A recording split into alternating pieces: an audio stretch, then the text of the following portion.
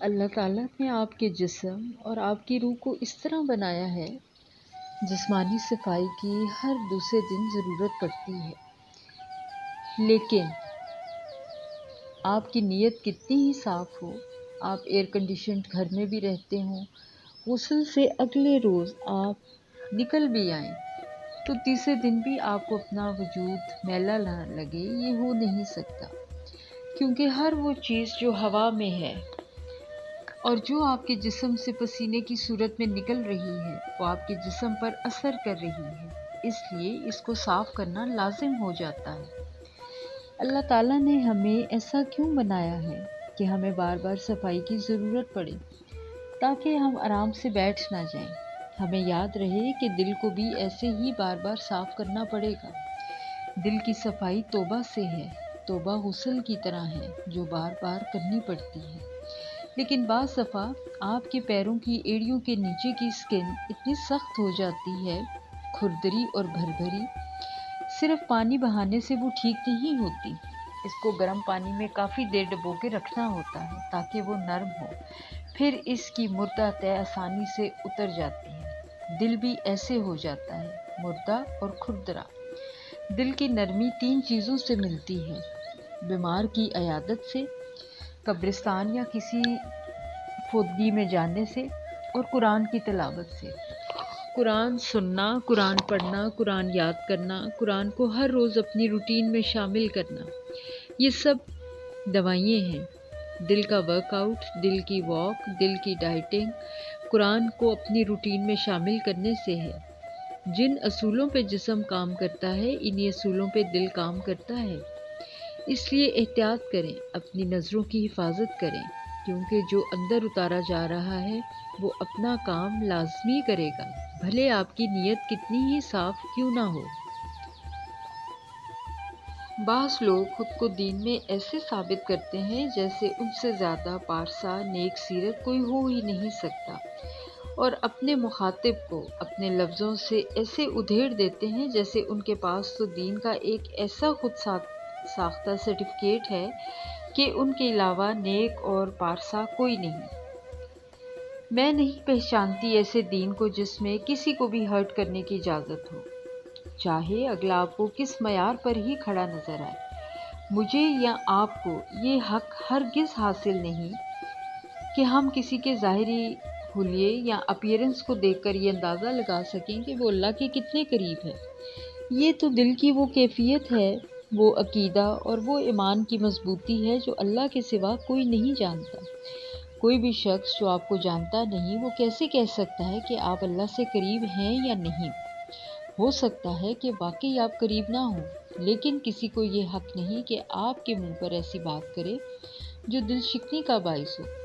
بہت عرصہ، بلکہ یوں کہہ لیں کہ ابھی تک، شاید بہت سے لوگ مجھے اس بات پر تنقید کا نشانہ بناتے ہیں کہ میں سر پر دوپٹہ نہیں لیتی، لیکن مجھے آج تک یہ بات سمجھ نہیں آئی کہ دین کا معیار صرف عورت کے لیے سر پر دوپٹہ لینے تک ہی محدود ہے۔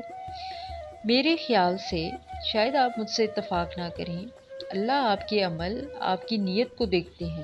اللہ دیکھتا ہے کہ آپ نے دن میں کتنی مرتبہ کسی کے ساتھ اچھائی کی، کسی کے لیے آسانی پیدا کی۔ اللہ آپ کے دل کی نرمی کو دیکھتے ہیں۔ اللہ یہ نہیں دیکھتے کہ آپ دن میں کتنی لمبی لمبی تسبیحات پڑھتے ہیں اور پھر آتے جاتے لوگوں پر فتوے لگاتے ہیں کہ آپ اللہ سے قریب ہیں یا نہیں۔ بعض لوگوں کی تنقید سے آپ دنوں اس اثر سے باہر نہیں نکل سکتے، لیکن پھر میں نے یہ سیکھا اور سمجھا کہ انسان کو خود کو دوسروں کے سامنے اپروو نہیں کرنا کہ وہ کیا ہے۔ آپ کے عمل، لوگوں کے ساتھ رویہ خود اس بات کو ثابت کرتا ہے کہ آپ کس قسم کے انسان ہیں، آپ پازیٹیو ہیں یا نیگیٹو۔ میں ہمیشہ سے ہی پریویلیجڈ رہی ہوں، اپنے گھر، اپنی ورک پلیس، حتیٰ کہ میں جس جگہ گئی، میرے اندر اعتماد کا عنصر یقیناً میرے والدین کی طرف سے ہی مجھے ملا۔ مجھے کوئی کام کرنے میں کبھی ڈاؤٹ نہیں ہوا کہ یہ کام میں کر نہیں پاؤں گی، بلکہ ہمیشہ اس کام کو میں نے بخوبی انجام دیا۔ اس میں بہت حد تک آپ کے ارد گرد کے لوگوں کا آپ کے ساتھ رویہ اور اعتماد کا ایلیمنٹ بھی ہوتا ہے۔ You don't approve yourself to others. Approval کیا ہوتا ہے؟ کسی کا آپ کے کام، جذبات یا ذات کو اوکے کر دینا، آپ کو قبول کرنا اور کہنا کہ ہاں تم ٹھیک کر رہے ہو، یہ ہوتا ہے کسی کو پروف کرنا۔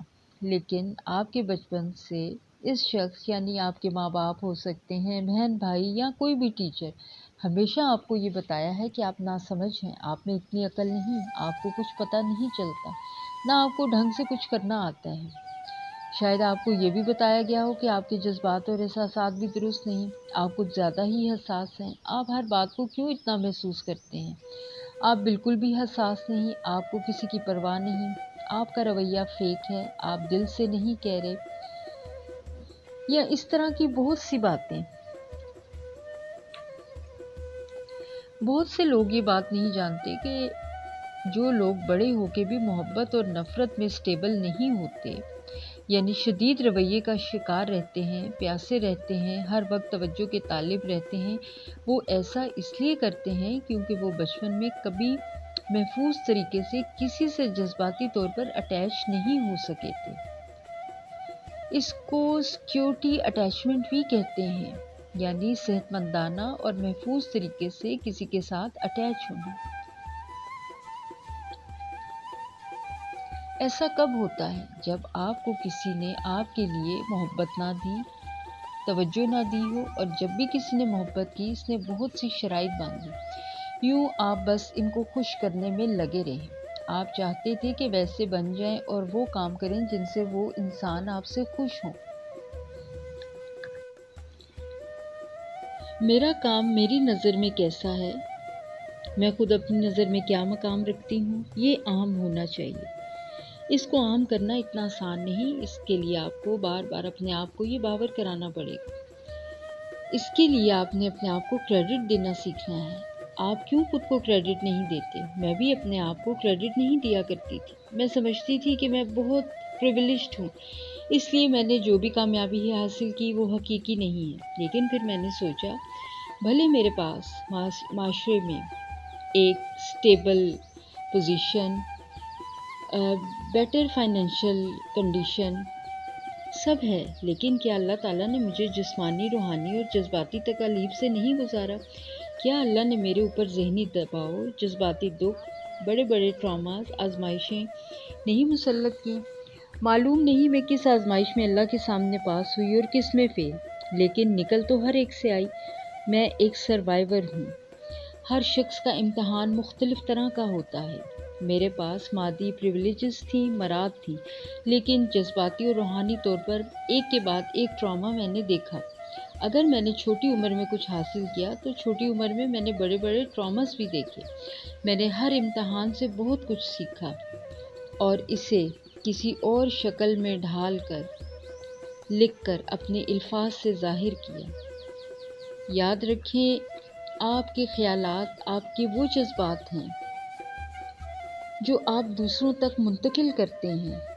آپ کا دل ایک رنگین شیشے کی طرح ہوتا ہے۔ جب سورج چمک رہا ہوتا ہے تو دل کو بھی چمکنا ہوتا ہے، لیکن جب اندھیرا ہر چیز پر چھا جاتا ہے تب صرف وہی شیشے چمکتے ہیں جن کی روشنی ان کے اندر سے نکل رہی ہوتی ہے۔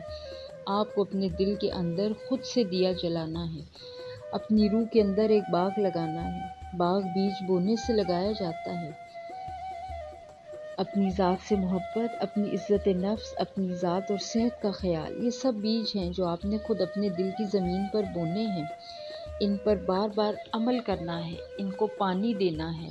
پانی بار بار دیا جائے تو پودے جڑ پکڑتے ہیں۔ دل کے اندر روشنی برقرار رکھی جائے تو پودے بڑے ہوتے ہیں۔ ایک دفعہ بیج بو کے چھوڑ نہیں دیا جاتا، بلکہ اس کی حفاظت کی جاتی ہے۔